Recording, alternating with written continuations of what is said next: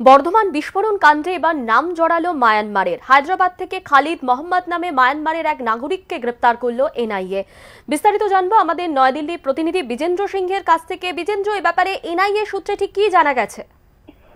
দেখো, এনআইএ তরফ থেকে আনুষ্ঠানিকভাবে প্রেস বিবৃতিতে জানানো হয়েছে কি 28 বছরের খালিদ মোহাম্মদকে গতকাল হায়দ্রাবাদ থেকে অ্যারেস্ট করেছে এনআইএ এবং তার কাছ থেকে এক্সপ্লোসিভ বানানোর যে টেকনিক ছিল সেসব সেই করতো এবং সেই সম্পর্কেই তাকে অনেকদিন ধরে তল্লাশি চালানো হচ্ছিল বর্ধমান কাণ্ডে। এবং রোহিঙ্গিয়া যে মায়ানমারে একটা রোহিঙ্গিয়া সলিডারিটি অর্গানাইজেশন আছে, জঙ্গি সংগঠন সেখানকার, এবং সেখানকারই সে সদস্য। এবং বাংলাদেশ এবং মায়ানমারের যে বর্ডার রয়েছে সেখানে ট্রেনিং ক্যাম্প চালাতো সে। গতকাল দুপুরবেলা তাকে অ্যারেস্ট করেছে এনআইএ হায়দ্রাবাদ থেকে এবং তার কাছ থেকে অনেক ডকুমেন্ট পাওয়া গেছে এবং তার যে একটা বাংলাদেশ এবং মায়ানমার বর্ডারে ট্রেনিং ক্যাম্প ছিল সেটা নিয়েও তার কাছ থেকে বিস্তারিত রিপোর্ট পেয়েছে এনআইএ। এবং তার সঙ্গে সঙ্গে তার কাছে ট্রেনিং মেটেরিয়াল ছিল, ভিডিও ছিল, তার সঙ্গে কিভাবে বোমাগুলো বানানো হয় সেটা যে সে ট্রেনিং নিয়েছিল। জিহাদি লিটারেচার পাওয়া গেছে এবং সব থেকে বড় কথা, প্রথমবার এই আইসিস এর যোগ একটা দেখা যাচ্ছে। তার কাছে যে বইগুলো পাওয়া গেছে লিটারেচার, তার মধ্যে আইসিস এর ট্রেনিং মডিউল কোথায়, সিরিয়াতে কিভাবে তারা কাজ করছে সেসব তার কাছে ডকুমেন্ট গুলো পাওয়া গেছে। এবং একটা ভুয়ো পরিচয় দিয়ে সে হায়দ্রাবাদে আই কার্ড তৈরি করে রেখেছিল এবং সে সেখানে থাকছিল। সেটার জন্য তাকে অ্যারেস্ট করেছে গতকালই এনআইএ এবং তাকে এখনো জেরা করা হচ্ছে।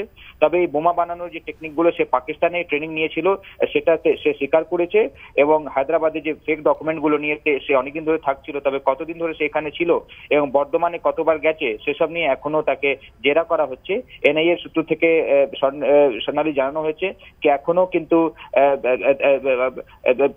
গতকাল অ্যারেস্ট করার পর তাকে এখনো জেরা করছে পুলিশ। আজকে খুব সম্ভবত তাকে কোর্টে হয়তো তোলা হবে, কিন্তু তার আগে অনেক বিস্ফোরক তথ্য তার কাছ থেকে পেয়েছে এনআইএ। বিজেন্দ্র, যেটা জানতে চাইবো যে ব্যক্তিকে হায়দ্রাবাদ থেকে গ্রেপ্তার করা হয়েছে খালিদ মোহাম্মদ, তার নাম, তিনি মায়ানমারের নাগরিক বলে এনআইএ সূত্রে জানা যাচ্ছে। এই ব্যক্তির বিরুদ্ধে সুনির্দিষ্টভাবে ঠিক কি কি অভিযোগ রয়েছে এবং বর্ধমান বিস্ফোরণ কাণ্ডের সঙ্গে এই ব্যক্তি ঠিক কিভাবে জড়িত, কি জানা যাচ্ছে ভাবে এনআইএ সূত্রে? দেখো সোনালী, এনআইএ থেকে যখন আমরা জানতে চেয়েছিলাম তারা কিন্তু এখন বলছেন কি যেহেতু গতকালই তাকে অ্যারেস্ট করা হয়েছে তাকে এখনো জেরা করা হচ্ছে, তবে বর্ধমান কাণ্ডে তার তল্লাশি চালাচ্ছিল অনেকদিন ধরে এনআইএ, সেটা তারা জানাচ্ছেন। কোথায় তার যোগ ছিল সেটা কিন্তু এখনো আনুষ্ঠানিকভাবে এনআইএ তরফ থেকে জানানো হচ্ছে না।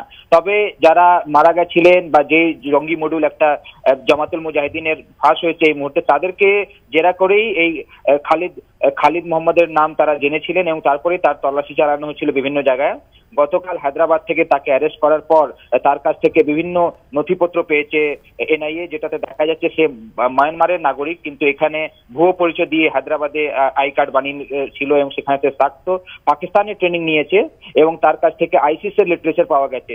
পাকিস্তানে ট্রেনিং নেওয়ার পর সে মায়ানমারে চলে আসে এবং বাংলাদেশ এবং মায়ানমারের বর্ডারে যে রোহিঙ্গিয়াদের একটা সংগঠন রয়েছে, জঙ্গি সংগঠন, সেখানে সে টেররিস্ট গ্রুপ একটা তৈরি করেছিল, সেখানে ট্রেনিং দিত এবং বোমা বানানোতেই এক্সপার্ট সে, পাকিস্তানে ট্রেনিং নেওয়ার এই জঙ্গি, এবং তাকে অ্যারেস্ট করেছে এনআইএ। তবে বর্ধমান থেকে কোন কোন জায়গায় তার যোগ রয়েছে সেটা এখনো স্বর্ণালী এনআইএ আনুষ্ঠানিকভাবে জানাচ্ছে না।